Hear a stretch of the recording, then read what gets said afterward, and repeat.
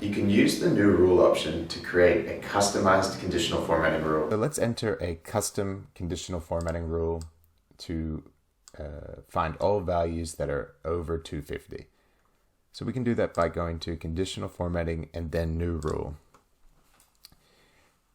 So let's go to the one that says use a formula. This will give us the most freedom to enter our own formula to trigger the conditional formatting.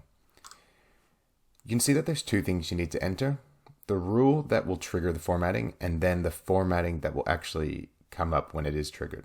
So for this one, let's say anything greater than 250.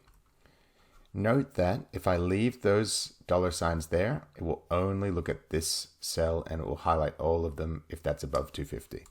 So we'll just demonstrate that one now. And the format, it will, let's just make it go this color when this cell is over 250. So ready to go, 251.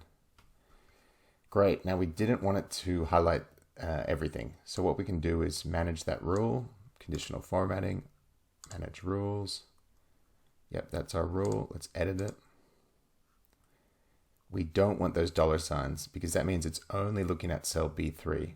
We want the cell to change as the cells change. So now B4 will look at itself, B5 will look at itself, etc. And only the ones over 250 should become highlighted. Great. So that worked. You can also change where the formatting applies to.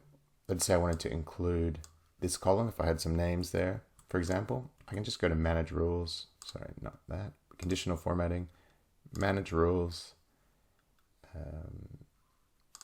And that was because I had nothing selected. But if I do all the rules on this worksheet, we can edit this rule. I want to change where it applies to. So instead of B3 to B11, let's make it B3 to C11.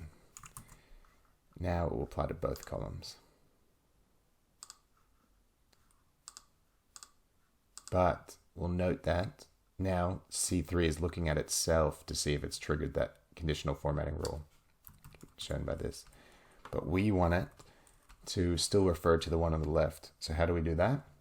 We go to conditional formatting, manage rules, and we use those $signs in the rule. So we want to only consider column B, which means even cell C3 is still going to look at cell B3, and C4 will still look at B4 because that B is locked, but the row number is not locked. So let's do it. And that's how we get full control over our conditional formatting. And we can change that rule to look like anything we want. Let's do a trickier one. Manage rules. Let's say we want it to be if you're too high or if you're too low. So we'll just copy and paste that. And I'll change that from greater than 250 to say below 150.